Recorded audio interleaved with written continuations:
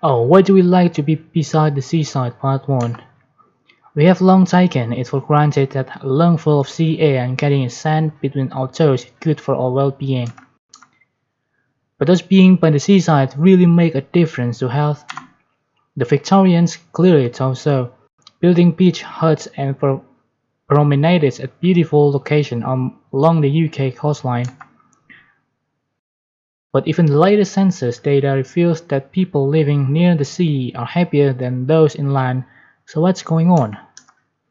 A new study at the University of Exeter is trying to find out and if we can harness the benefit for people living miles from the sea. We know that city living can really affect our mental health and well-being and undermine it, but also our physical health, particularly during the release of stress hormones and exercising less, said Dr. Matthew White, who is leading the project. What we are really interested in doing is reconnecting people with the natural environment to try and reduce that stress. A natural mood enhancer. The problem with studying the natural world is that it's highly complex, making the teasing out the relevant factors from a seaside scene particularly tricky. To solve this, scientists have tried to recreate specific parts of the coastal environment in the lab.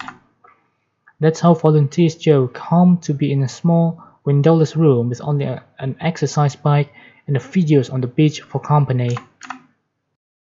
She is taking part in an experiment. She is taking part in an experiment at the European Centre of Environment and Human Health, looking at the mental and physical health effects of blue or watery environments. A.B.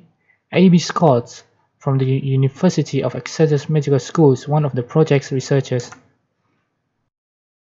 We want to see if we can increase someone's mood and get them exercising for longer if they are cycling in a natural environment, she told the BBC.